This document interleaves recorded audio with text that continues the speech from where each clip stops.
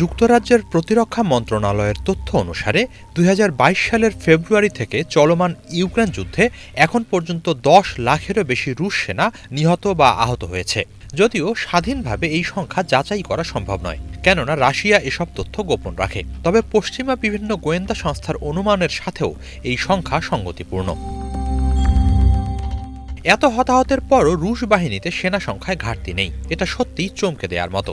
উল্টো দিন দিন জনবলের প্রশ্নে ফুলে ফেঁপে উঠছে রুশ বাহিনী। পরিসংখ্যান বলছে, কেবল গত বছরই প্রায় ৫ লাখ চুক্তিভিত্তিক সৈনিক কিংবা স্বেচ্ছাসেবী নিয়োগ দিয়েছে রুশ সেনাবাহিনী।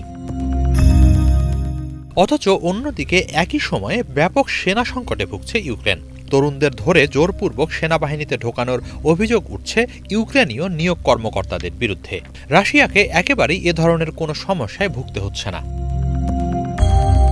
মার্চে পুতিন এক সভায় দাবি করেন যে রাশিয়া ইউক্রেনের চেয়ে দ্বিগুণ হারে নতুন সেনা নিয়োগ দিচ্ছে।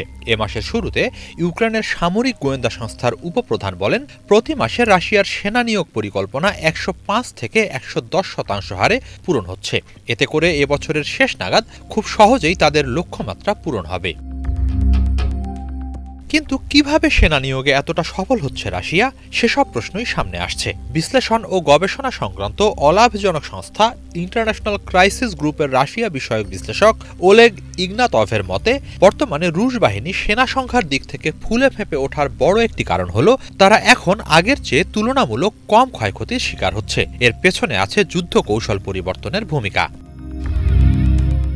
তিনি বলেন, রাশিয়া এখন আর আগের মতো ব্যাপক হারে ভারী অস্ত্র ব্যবহার করছে না, কারণ ড্রোন হামলার মুখে সেগুলো খুবই ঝুঁকিপূর্ণ। সর্বশেষ তারা বড় আকারে ভারী অস্ত্র ব্যবহার করেছিল গত শীতে কার্স্ক অঞ্চল পুনরুদ্ধারের অভিযানে। এছাড়া রাশিয়া বেশ অনেকদিন ধরেই আর বড় সেনাদল দিয়ে আক্রমণ চালাচ্ছে না। এর বদলে ছোট ছোট দল, কখনো এমনকি ১ জন বা ২ জন সেনা ব্যবহার করে হামলা হচ্ছে। এসব ক্ষেত্রে ওই ২-১ জন সেনা ড্রোন ও আর্টিলারির সহায়তায় ইউক্রেনীয় বাহিনীর বিভিন্ন অবস্থানে ঢুকে পড়ে হামলা চালায়।